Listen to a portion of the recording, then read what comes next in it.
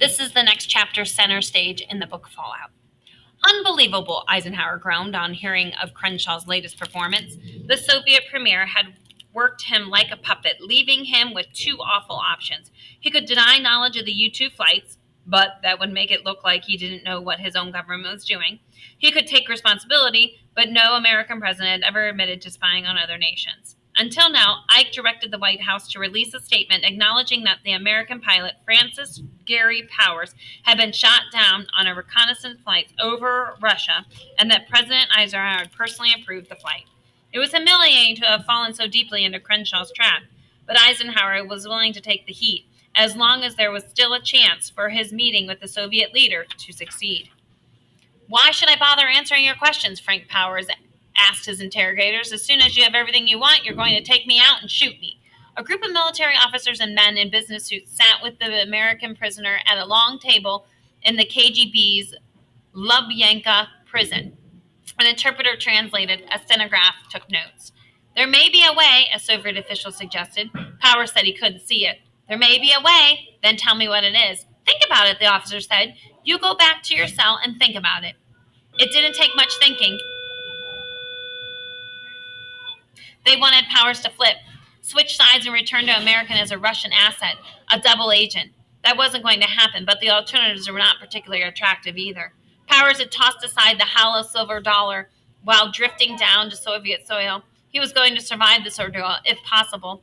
He'd been immediately captured, flown to Moscow, and locked in prison. Between interrogation sessions, he lay in a tiny cell. A bright bulb above the door never went out. When he put his eye on the peephole in the cell door, the eye of a guard stared back at him. Over and over, the examiners made Power repeat his story. He told some of the truth about his mission, as much as he figured they already knew. They demanded technical information about the U-2. He denied having any, portraying himself as a glorious bus driver. They didn't buy it, and around they went. At the start of each day, Powers was ordered to initiate a transcript of the previous day's interrogation. "But they're in Russian," he said. "I can't read Russian." "That doesn't matter. It is required." Nikita Khrushchev spent the morning of May 16th strolling the streets of Paris. He joked around with people on their way to work. When a young student walked by, he asked if she'd passed her latest school exam. "I did," she said. Crenshaw patted her on the head. "Good girl." That afternoon, the leaders of the United States, Great Britain, France, and the Soviet Union walked into a large room in Elysee Palace. Light poured in from the garden, but the air inside was cold with tension. "We are gathered here for the summit conference," began French President Charles de Gaulle. "Does anyone wish to say anything?" Crenshaw nodded. Had he come to Paris to speak of serious issues or to score more points against the Americans? That was not clear until he opened his mouth. "President de Gaulle," he began. "Prime Minister Macmillan. President Eisenhower, permit me to address you with the following statement. A provocative act is known to have been committed recently with regard to the Soviet Union by the American Air Force. This was nothing less than an invasion," Crenshaw charged, "an act of war. The American president had confessed to the crime, but offered no apology, no promise to punish those behind the U-2 program. Under such conditions, it was impossible to hold useful talks. The Paris summit, in spite of the world's hope for peace, must fail. Let the disgrace and responsibility for this," he said, "rest with those who have proclaimed a bandit policy towards the Soviet Union." Also, Eisenhower was no longer invited to Russia. "I'm just fed up," Eisenhower ranted, back of the U.S. ambassador's residence that evening. "I'm just fed up." As if the Soviets were angels, as if they didn't believe in spying. The president had hoped there would at least be a chance to talk things through with Crenshaw, but the man insisted on playing the victim, putting on a show. Ike flew home in a foul mood. His dream of ending his presidency with a step forward towards peace was shattered. Crenshaw stuck around Paris to give one more performance. At a press conference packed with reporters and spectators, the Soviet leader strutted onto the stage, clapping his hands as some of the audience hooted and booed. "If you boo us and attack us again, look out," he threatened. "We will hit you so hard there won't be a squeal out of you." Crenshaw was well aware he was pushing the world closer to war. It was all part of the game. The more frightened people were of Soviet Union, the more power he held in his hands. Members of the press shouted questions over the bedlam. Crenshaw, as always, had a story at the ready, telling the crowd that Eisenhower and his U-2 pilot reminded him of trespassing cat. If at the mine where I was raised a cat was caught climbing into the pigeon coop, it would be grabbed by the tail and thrown to the ground. After that, the cat understood better the lesson he'd been taught. A week later, a sober President Eisenhower sat at his desk in the Oval Office addressing the nation on live TV. Tonight, I want to tell to you about the remarkable events last week in Paris and their meaning in our future. I defended the U-2 flights as necessary when dealing with the secretive and unpredictable adversary. He blamed Crenshaw for the failure of the summit. The United States would remain strong, he vowed, but Americans should not view the Cold War as business as usual. Throughout human history, rival powers had built weapons and moved inevitably towards the next war. This must not be allowed to happen again.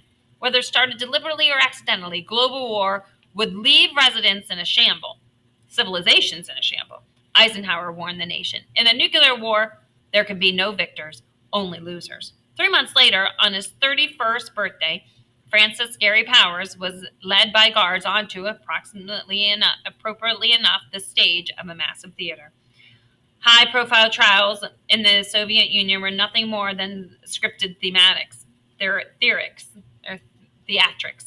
Playing the role of Powers' defense lawyer was Mikhail Grenhan, a wispy, goateed attorney whose job was to lose important cases to the government. Grenhan had represented Crenshaw's rivals for power, Levitry Beria, right before they shot him in the head. Barbara Powers sat in the private box, silently praying. She and Frank's parents had gotten permission to come to Moscow to attend the trial. She watched as guards guided Frank to the witness stand. He looked healthy but thin, swimming in a boxy suit they'd given him. He squinted through the bright TV lights, trying to find his family in the crowd. 3 judges in dress uniforms sat at the table center stage. One of the judges, speaking Russian, read the official charges of spying. Powers and his family listened over headsets to an English translation. Do you understand the charges brought against you? Yes, Powers said. Do you plead guilty to the charges? Yes, I plead guilty.